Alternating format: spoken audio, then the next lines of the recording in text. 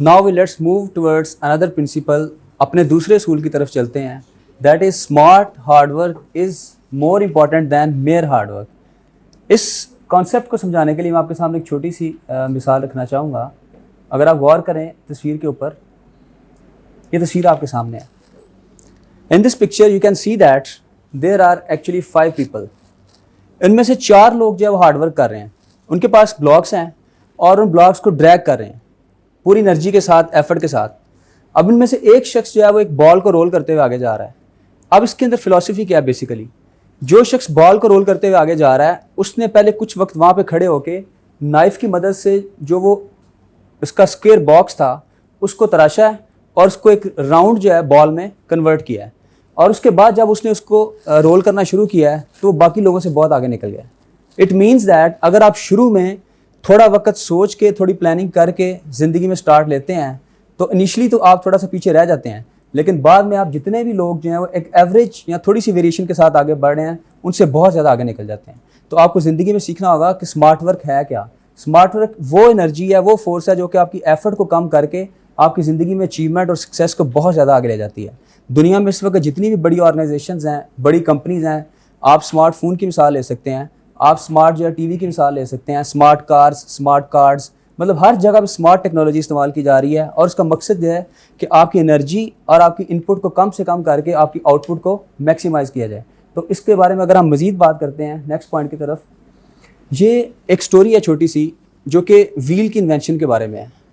इस दुनिया में जो सबसे बड़ी इजाद मानी जाती है, the revolutionary invention of this world is basically the invention of the wheel. जो पहिए की इजाद थी इसने पूरी दुनिया को मोबिलाइज़ किया। इससे पहले ये मुमकिन ही नहीं था कि इतना बड़ा सामान, इतना बड़ा लोड, कार्गोस, इन सब को शिफ्ट किया जाए, लेकिन पहिए के आने के बाद पूरी दुनिया का नक्शा बदल गया। और शायद आज हम इस जगह पे बैठे हुए हैं, एक सेमिनार अटेंड कर रहे हैं, ये शायद पॉसिबल ही ना होता अगर यहाँ पे व्हील ना होता। अच्छा दोस्तों, व्हील की जो स्टोरी है, बेसिकली इसकी इन्वेंशन किस तरह से, इसके बारे में थोड़ा सा जानते हैं। व्हील की जो इन्वेंशन थी ये ऑलमोस्ट 3500 to 4000 BC में, ये सुमेरियन पीपल थे। मेसोपोटामिया जो इराक का पुराना नाम है, वहाँ पे सुमेरियन पीपल थे, उन लोगों ने व्हील को इन्वेंट किया। और व्हील की इन्वेंशन किस तरह से हुई, ये लोग जंगल में जाते थे लकड़ियाँ काटने के लिए। जब ये लकड़ियाँ काटते थे तो उसको ड्रैग करके घर तक लाते थे। ये एक बड़ा मुश्किल काम था, it was very laborious work, इसके लिए बहुत ज़्यादा एनर्जी और एफर्ट चाहिए थी। फिर एक दफ़ा एक आदमी जंगल में लकड़ियाँ काट रहा है, उसने देखा कि पहाड़ के ऊपर से जो दरख्त है ना, वो उसका एक तना जो है रोल करते हुए नीचे आ रहा है। उसने देखा कि रोलिंग की मदद से जो स्पीड है उसकी बहुत ज़्यादा तेज़ हो गई है। उसने सोचा कि मैं कुल्हाड़ी की मदद से लकड़ियाँ जो काटता हूँ, क्यों ना मैं आज इस तरह करता हूँ कि मैं एक और स्ट्रेटजी बनाता हूँ, मैं अपने एक्स को वर्टिकल चलाने की बजाय हॉरिजॉन्टल चलाता हूँ। मतलब उसने दरख्त का जो स्टेम था उसको ऊपर से काटने की बजाय साइड से काटा। इतनी सी डायरेक्शन चेंज करने से इतनी बड़ी इन्वेंशन होगी, तो हम अपने दिमाग को क्यों यूज़ नहीं करते। सोचने वाली बात है कि एक आदमी छोटी सी एक स्मार्ट वर्क से, एक स्मार्ट टेक्निक से इतनी बड़ी इन्वेंशन कर दी कि पूरी दुनिया जो थी बेसिकली मोबिलाइज हो गई। इससे पहले मुमकिन ही नहीं था कितना बड़ा टन्स ऑफ लोड लेके जाना। लेकिन उस शख्स की सोच की वजह से क्या हुआ कि जब व्हील ईजाद हुआ और बाकी सारी की सारी दुनिया जो थी वो आगे बढ़ना शुरू होगी। इसके बारे में एक और छोटी सी मैं आपको स्टोरी सुनाता हूँ, बड़ी इंटरेस्टिंग सी। किसी गाँव में 3 दोस्त रहते थे। वो तीनों बड़े अच्छे दोस्त थे और जंगल में जाते, लकड़ियाँ काटते। आहिस्ता आहिस्ता उन्होंने बड़ी ज़्यादा हार्ड वर्क की, बड़ी एफर्ट की और उनकी जो बेसिकली स्किल थी डेवलप होगी। अब पूरे गांव में एक बात मशहूर हो चुकी थी कि उन जैसी स्पीड से लकड़ियां कोई नहीं काट सकता, मतलब उनकी स्किल बहुत तेज़ थी। अब कुछ अरसे बाद ना उसी गांव में एक आदमी आता है, एक नौजवान लड़का था। उसके बारे में मशहूर होना शुरू हो गया कि उसकी जो स्पीड है या उसकी जो पोटेंशियल है लकड़ियाँ काटने की, वो उन तीनों से भी ज़्यादा है।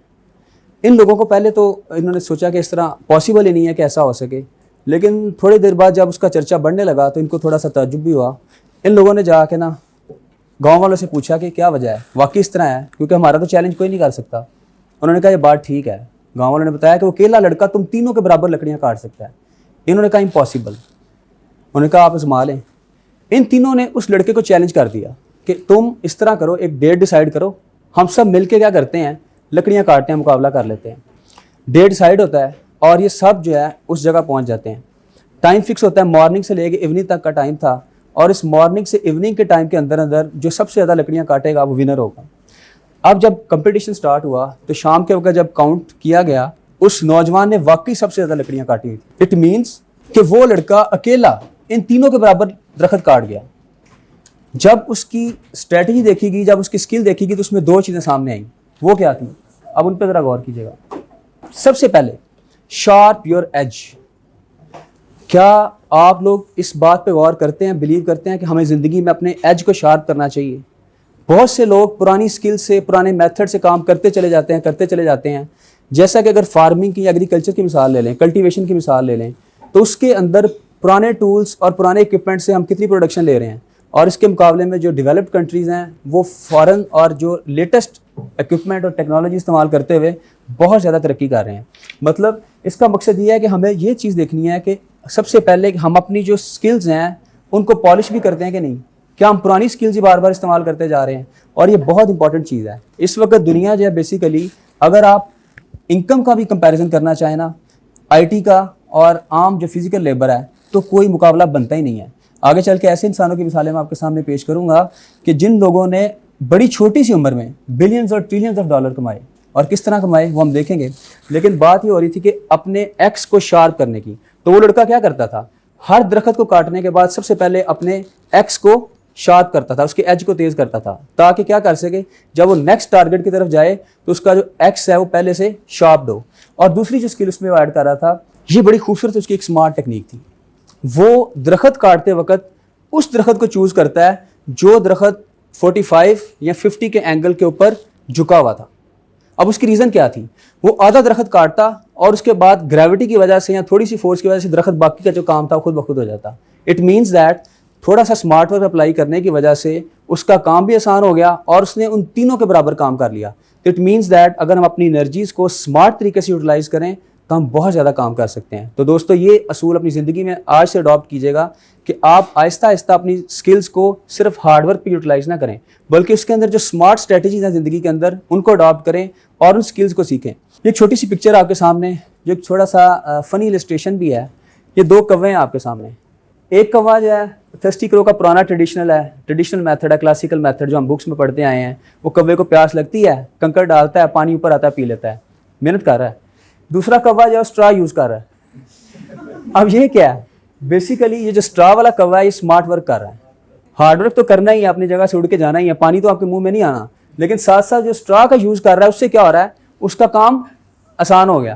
तो इसको कहते हैं नॉट ओनली हार्ड वर्क बल्कि स्मार्ट हार्ड वर्क, कि आप ये चीज़ देखें कि किस तरह अपने काम को आसान बनाया जा सकता है।